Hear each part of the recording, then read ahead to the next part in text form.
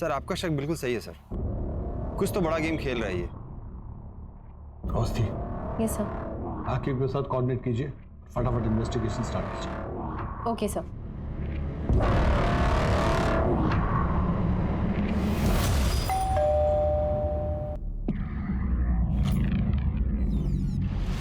आप लोग यहाँ? महेंद्र यहाँ क्यों आता है? पति हैं हमारे तो। स्टेशनरी छोड़ के और कौन सा बिजनेस है उसका? मैम काम के सिलसिले में अक्सर लखनऊ से बाहर जाते हैं, यहाँ बस 1-2 दिन के लिए ही होते हैं। कुछ और अपने बिजनेस के बारे में बताया उसने? हमें बस इतना पता है मैम कि हमारे पति बहुत मेहनती हैं और बहुत अच्छे इंसान है बस।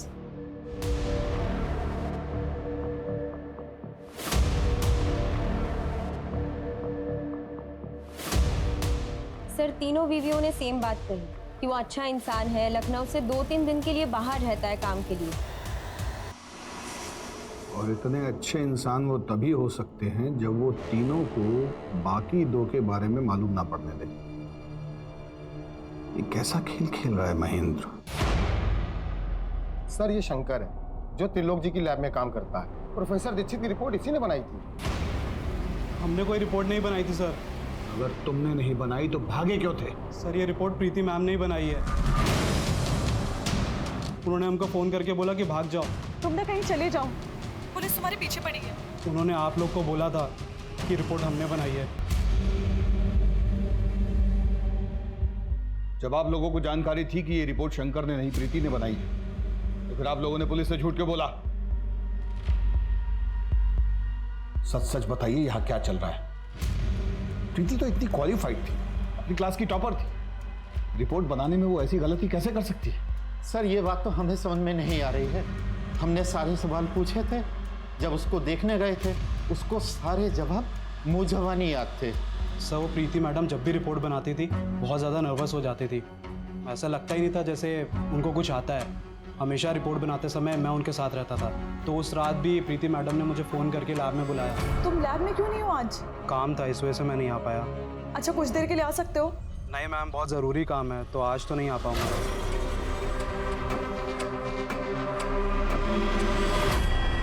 सर प्रीति कभी भी पैथोलॉजी की पढ़ाई नहीं करना चाहती थी। हो सकता है उसके एजुकेशन के बारे में उसकी फैमिली ने झूठ बोला हो।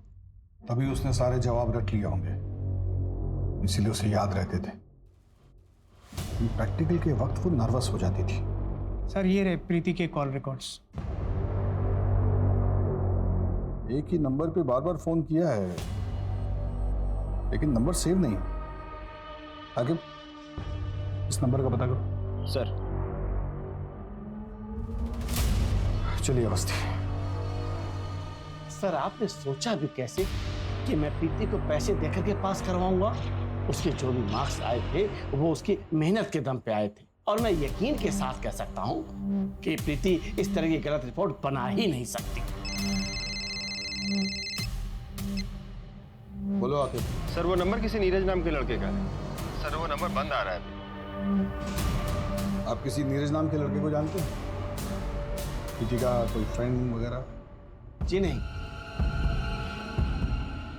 किस चीज़ का पेपर चाहिए? फिजिक्स, केमिस्ट्री या फिर मैथ्स? मिल जाएगा, लेकिन एक बात पहले ही क्लियर किए देते हैं, कोई बार्गेनिंग नहीं चलेगा। मैथ्स का 40,000, फिजिक्स का 35 और केमिस्ट्री का 30।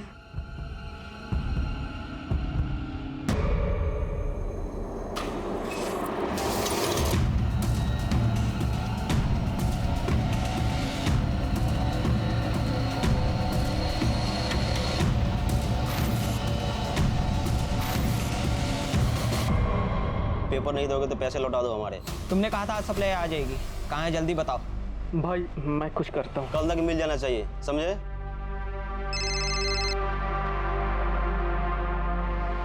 भाई थोड़ा सा टाइम दे दो तो मैं करता हूँ। हमको सब पता है कि तू और सप्लाई वाला दोनों मिले हुए हैं, इसीलिए हमको अलग किए हो ना। मैं अभी जाके सब कुछ पुलिस को सच बता दूंगा। तुम्हें जो करना है करो, लेकिन आज के बाद हमें फोन मत कर देना, समझे?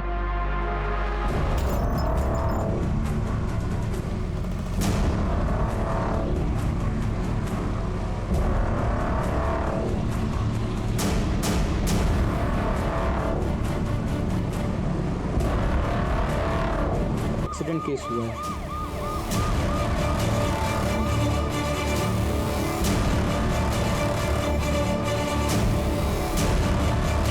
मुझे ना देर हो रही है, थोड़ा जल्दी में हूँ, बाय। अरे रुको ना, मैं छोड़ देता हूँ।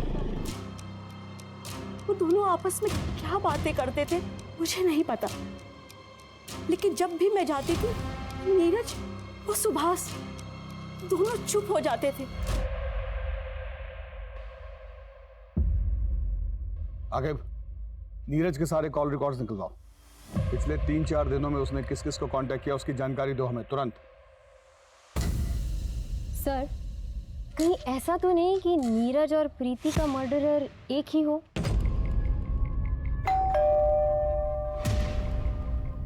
मनीष है घर में? सर वो तो घर पर नहीं है। कहाँ गया है? क्या हुआ सर?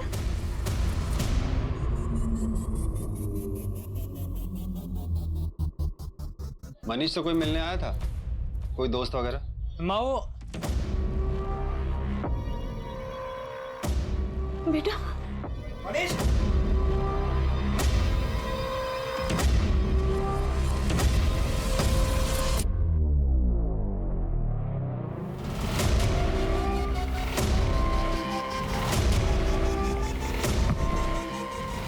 हो गया मैराथन? हाँ हाँ,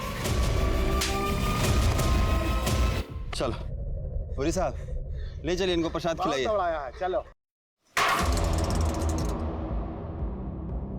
सर मैं और नीरज एक बंदे से एग्जाम्स के पेपर खरीदते थे और सर कॉलेज के बच्चों को बस दाम बढ़ा के बेच दिया करते थे और कुछ नहीं सर। पेपर्स किससे खरीदते थे तुम? सर किसी रफीक नाम के बंदे से हमारी बात होती थी।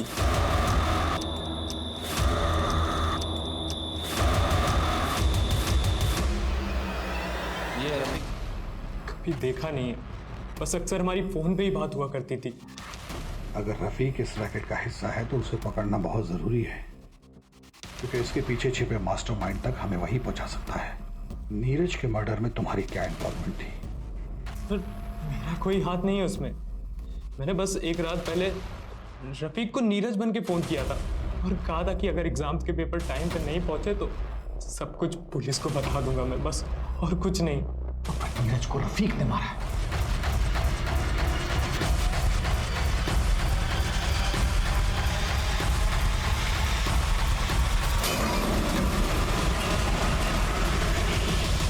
तुमने कभी पैथोलॉजी के क्वेश्चन पेपर सप्लाई किए थे? हाँ सर, हमारे पास सारे कॉलेजेस के पेपर आ जाया करते हैं। समझ गई हो? सुभाष ने नीरज से यही पेपर्स खरीदे होंगे जिनका रट्टा प्रीति ने मारा होगा और इम्तिहान दिया होगा, इसीलिए वो लैब में नर्वस हो जाती थी और यही वो प्रेशर था जिसे वो बर्दाश्त नहीं कर पा रही थी। ये है प्रीति? कोई देखा नहीं है सर इसे। मैं तो बस पेपर खरीद के पैथोलॉजिस्ट के नीरज को दे देता था बस। आप लोग कुछ भी करके इस रफीक को ढूंढ कर लाओ। सर अवस्थी मेरे साथ आओ। जी सर।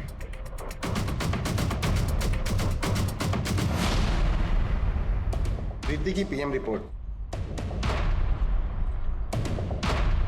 सर पोस्टमार्टम की रिपोर्ट। सुभाष जी, अपनी बेटी को टॉप रैंकर बनाने में आपका कितना बड़ा हाथ है उसकी पूरी जानकारी है हमारे पास। WHO approved blood sugar level क्या है?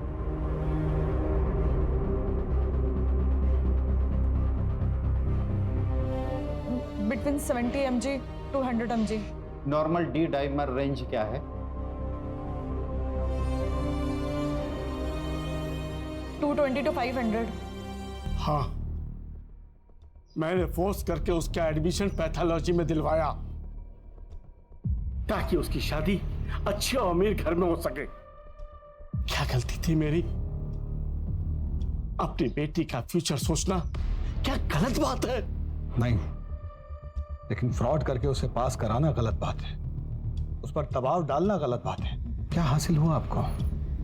नहीं झेल पाई ना ये प्रेशर आपकी बेटी? चलिए।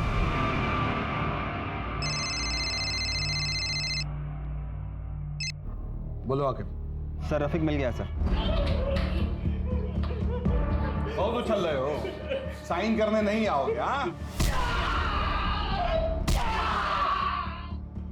सच सच बोलो, किसके लिए काम करते हो? एग्जाम पेपर्स काम कौन चलाता है? सर मैंने कुछ नहीं किया सर, नहीं मैंने नीरज को मारा है, मुझे कुछ नहीं पता सर। हम जानते थे, इतना आसानी से नहीं बताओ। आगे उनके वालिद साहब रहमान को फोन करो जाओ। सर आपको जान को मत बुलाइए सर, उनको फोन मत करिए sir. Sir sir sir sir अब्बू को मत कुछ करिए सर, सर अब्बू को छोड़ दीजिए सर।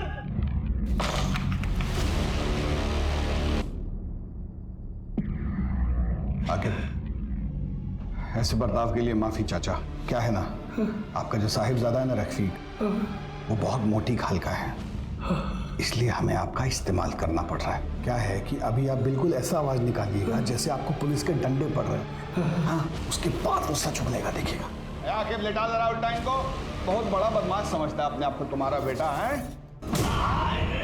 अब्बू को छोड़ दीजिए, अरे अब्बू को छोड़ दीजिए सर, सर अब्बू को छोड़ दीजिए सर, सर मैं सच सच बता रहा हूँ, छोड़ दीजिए अब्बू को।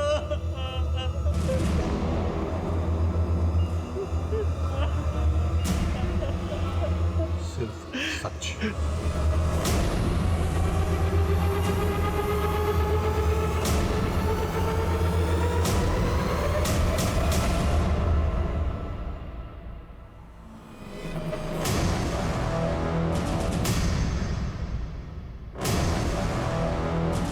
मैम, काम के सिलसिले में अक्सर लखनऊ से बाहर जाते हैं, यहाँ बस 1-2 दिन के लिए ही होते हैं।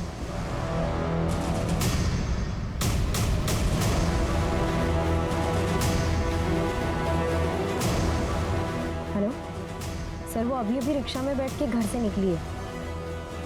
जी सर, चलो।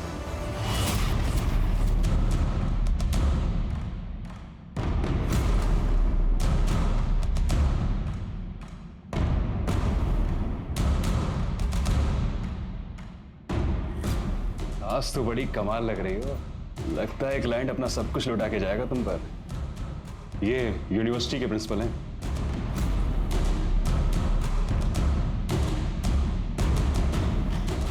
ऊपर चलिए, आराम से बैठ के बात करते हैं।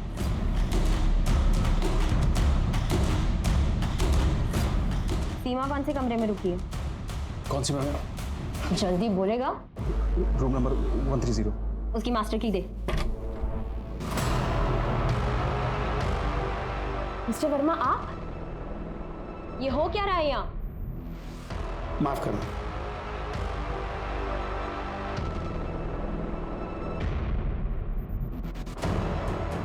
मैडम, कैमरा है।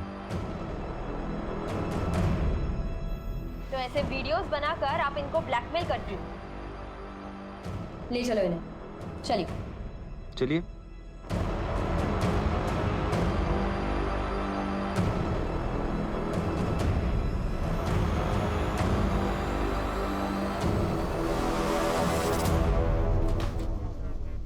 टैब रेडी है? क्या हुआ, इतना घबराया क्यों? तो आप हैं इस सबके पीछे के मास्टरमाइंड। सर मैंने किया क्या? आगे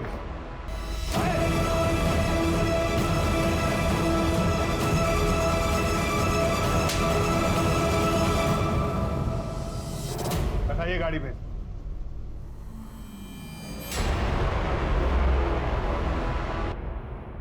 आपने मेरे पति को क्यों अरेस्ट किया है? उन्होंने कुछ नहीं किया। ड्रामा बंद कीजिए मैडम।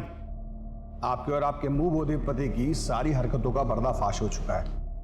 मेघा जी, आप भी एग्जाम पेपर्स के लिए प्रिंसिपल और रजिस्ट्रार को ब्लैकमेल करने की साजिश में शामिल थी ना? इन सारे कामों से मेरा कोई लेना देना नहीं है।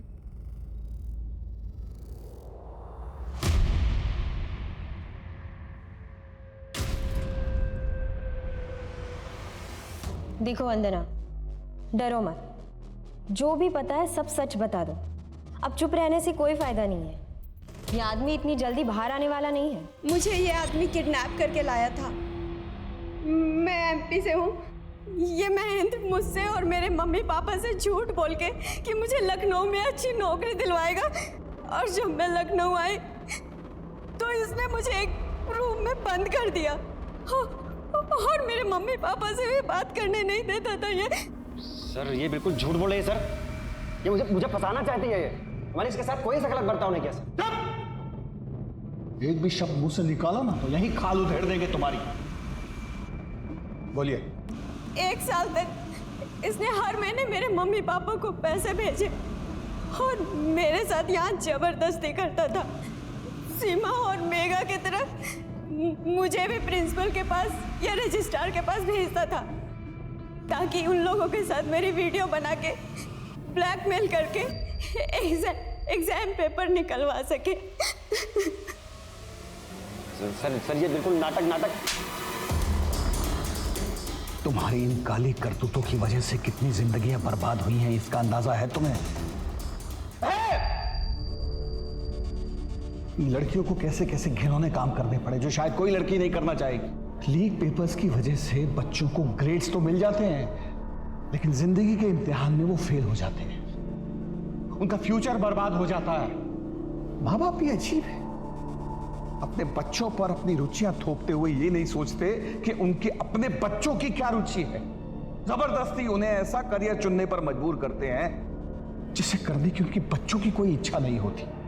और तुम जैसे लोगों की वजह से उन बच्चों का फ्यूचर बर्बाद होता है। प्रीति की तरह हर साल हजारों लाखों बच्चे अपनी जीवन लीला समाप्त कर लेते हैं। और क्या हाथ लगता है माँ बाप के? सिर्फ तस्वीर में लगी हुई बच्चों की यादें हैं। और घर में क्या रह जाता है? एक खामोशी, उस बच्चे का खाली कमरा, बस इसके अलावा कुछ नहीं। और ये सब होता है तुम जैसे मर्दूदों की वजह से।